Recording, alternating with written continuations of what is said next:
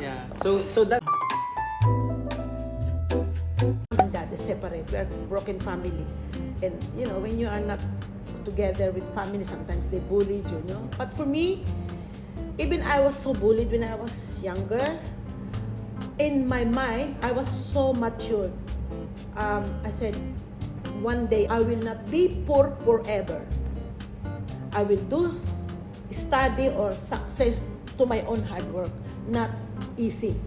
You know, I experienced it when I was really young, selling flowers on the market. So when I came to Hong Kong, I said, "That's so difficult because you know the situation." Yeah, so I keep working. I have 2 jobs. They grew up without me in the evening. My daughter, she's the older one. Our communication is writing. Stick to the fridge. I remember that. Sticky notes. Yeah, Mama, she will put all the homework on the table.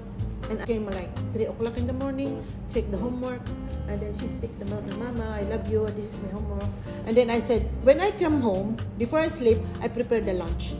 We have a communication on the paper, stick to the fridge.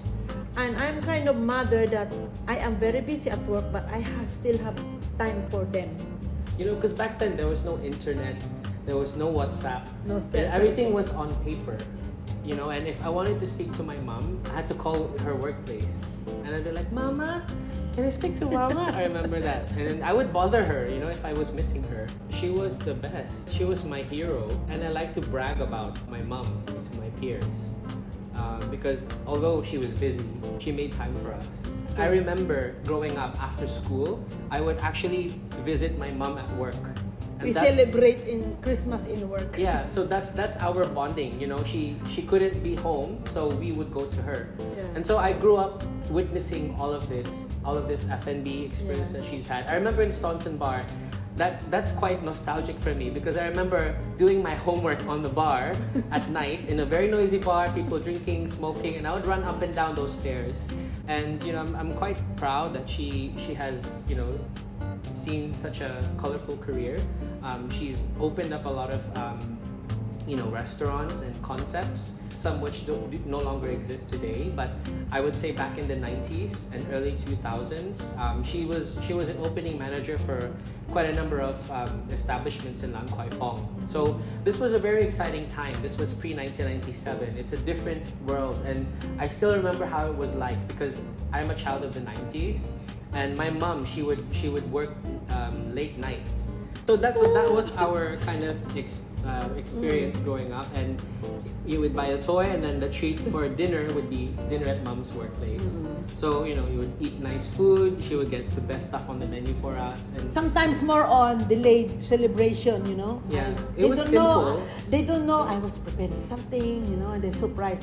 Wow, there's a lot of food on the table. It's my day off. So even though it's not on the time that celebration, even a little bit late. So I remember growing up, there were a lot of celebrities that used to go to Dad's workplace. All the Hong Kong Because back celebrities. then, discos was a thing.